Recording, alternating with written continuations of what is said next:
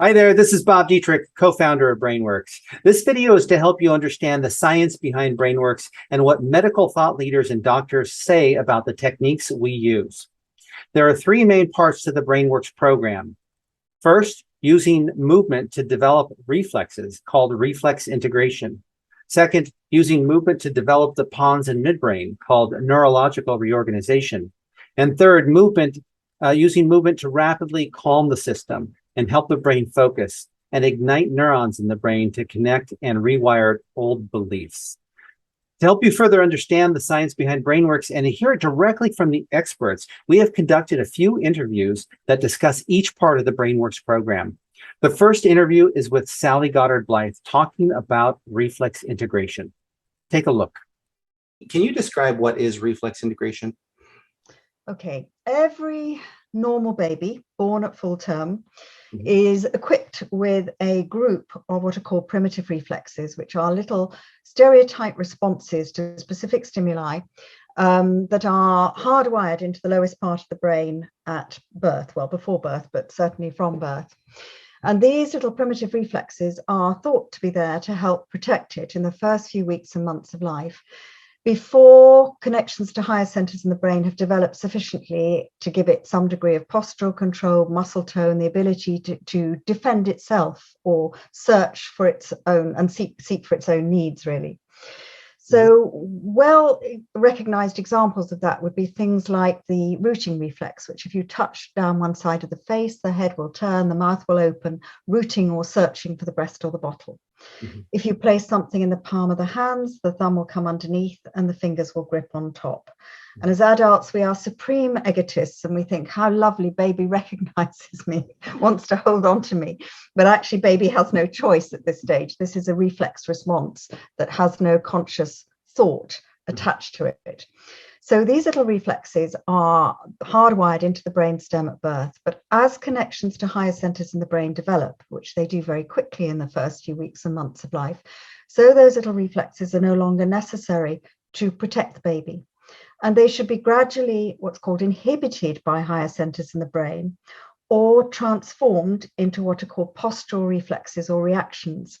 And this later group of reflexes, both individually and collectively, give a child good subconscious control of posture, balance, and coordination in a gravity-based environment. So the child doesn't have to think about how do I sit, how do I stand.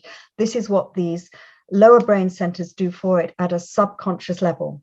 And I often describe the postural reflexes as being rather like a really efficient secretary or personal assistant to the executive part of the brain. If they're doing their job well, then the thinking is free to think about all the more important things, processing information from the external environment and so on.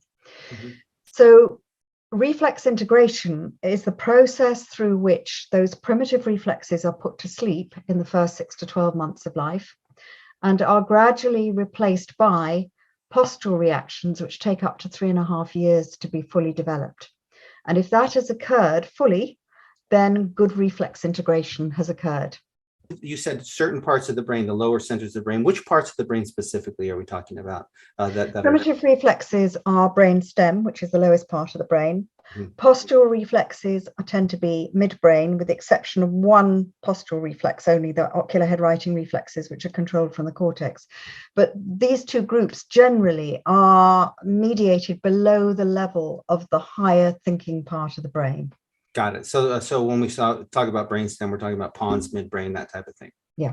Got it. There. Why is it important for people to have this reflex integration, and how does it get off? How is it like offset to where it's like it doesn't occur for some people? Well, it provides a reflection of maturity in the functioning of the central nervous system. So we know that by the end of the first year of life, those primitive reflexes should not be active. And by 3.5 years of age, that the later group should have developed. So if we are looking at a child, say, of 6, 7 years of age, and we assess their primitive and postural reflexes, in theory, we should find that full integration has taken place. If it hasn't, it's giving us an indication that the functioning of the central nervous system is not commensurate with age expectations. So it's almost like being able to open a window, look inside and say, this child's 7 years old on the outside, but their control of posture, balance and motor functioning actually is more like a 2.5-year-old in specific aspects, not overall, but in specific aspects of that functioning. And therefore, there is a gap between what the brain wants the body to do and what the body actually does in return.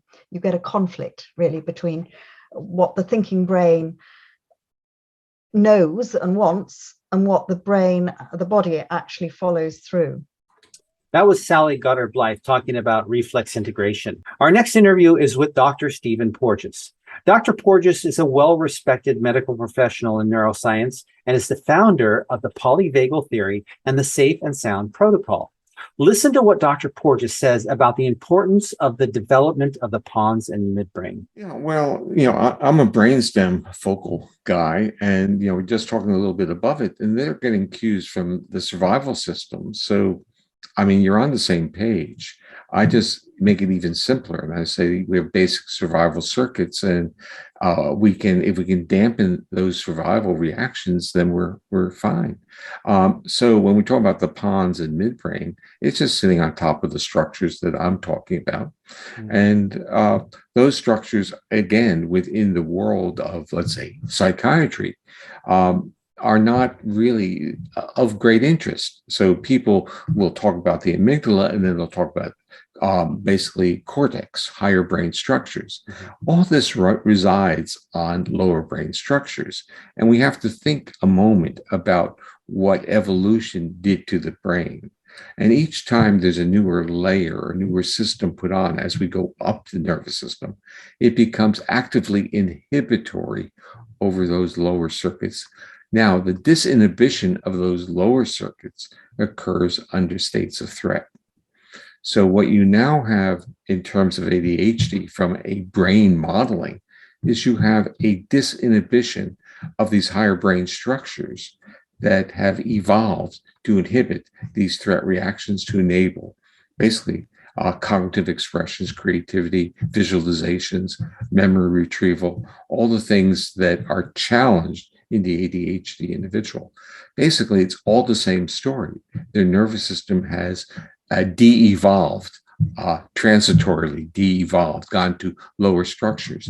In polyvagal theory, we use the word dissolution in honor of a neurologist who came up with that term in the late 1800s of evolution in reverse as a strategy to survive.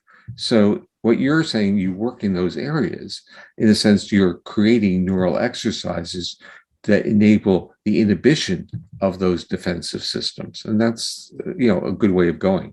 So I basically think that we can be, in a sense, brain informed or neuroscience informed, and we start understanding that interventions to be effective are often very sophisticated.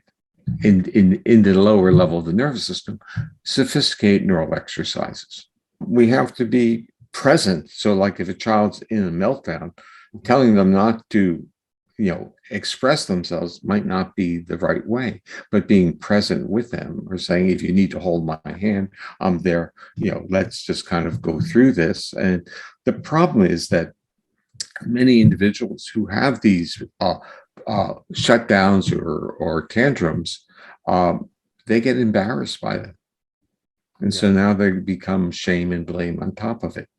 And what we need to do is destigmatize and have a better understanding of the attempt of the nervous system to literally express itself and then to re-equilibrate and calm down.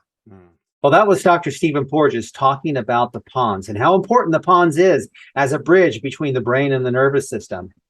Our last interview is with Dr. Bruce Lipton. In this interview, Dr. Lipton talks about superlearning and how when you engage the brain through specific movement, you can activate both the left and the right side of the brain, putting the brain into what they call Hemisync, which allows you to calm your system, lower anxiety, improve attention, reprogram old beliefs, and much, much more.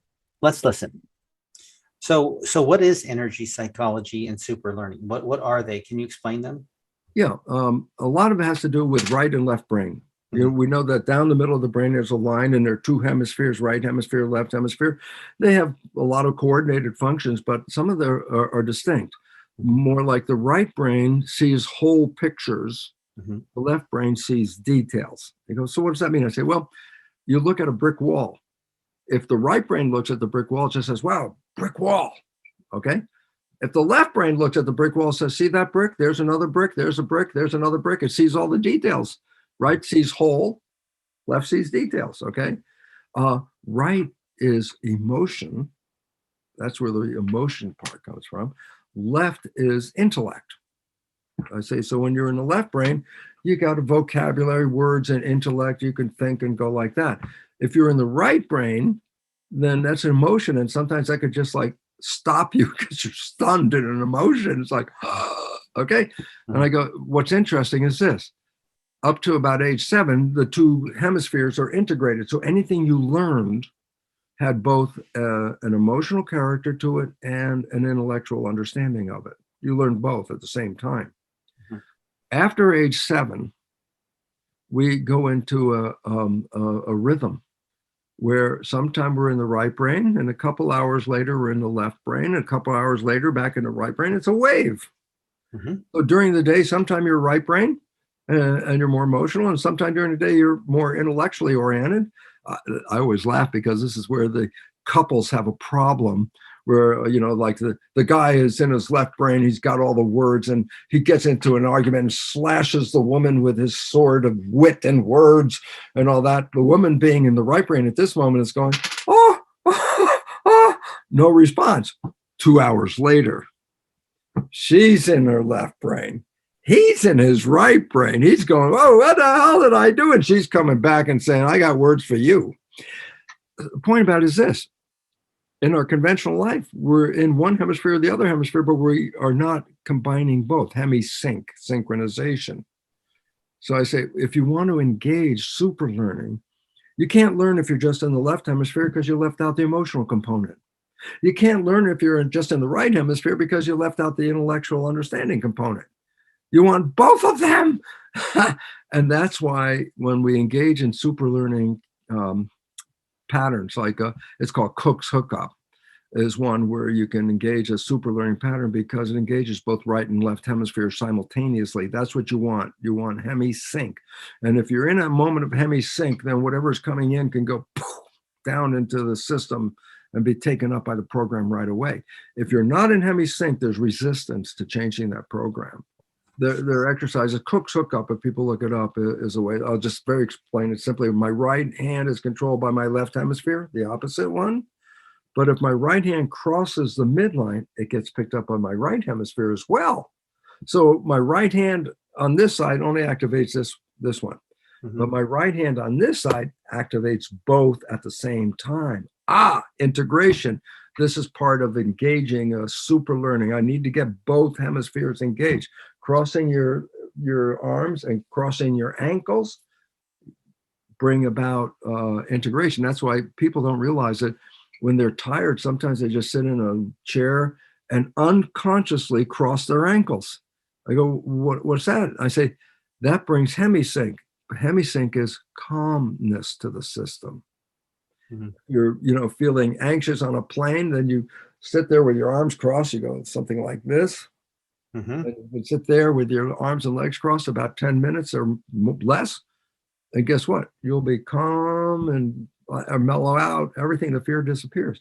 But that's the doorway of super learning, to get those both in place. And whatever way you get there, that is the option of fast, rapid download new behavior. The fact that you engage both hemispheres of the brain and doing those exercises right away gives you a bigger vision of the world. Not just my logical vision of the world, but I can add my emotional content to that. And all of a sudden that colors the picture. My left will make a picture and the right will color it, more or less. And I say, so when you engage both and you're very active in all this kind of stuff, you're open to downloading and changing a program. You're more open to it.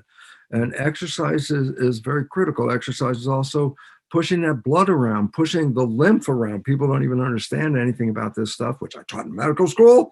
But there's no blood, there's no pump for lymph, the fluid from the blood. Well, then how does it get circulated? And the answer is when muscles contract, especially, it's gravity. Lymph it will go by gravity down. But when you exercise and your leg muscles contract, it's like peristalsis. They push the lymph back up the body and circulate it. And the lymph has the filtrate from the blood. You know, what it went by the cells. It gave the cells nourishment, but whatever the cell's waste product, what it also came into the lymph. Lymph circulation is very critical. People don't understand it. It's part of the blood circulation, but it does not have a heart. It requires exercise. And this is a problem when there's not enough exercise. You're not pushing the lymph around, it gets static. And unfortunately, that's a barometer of your health. Well, that was Dr. Bruce Lipton talking about superlearning. Thank you again for listening, and best of luck on your journey to find solutions for yourself or for your child.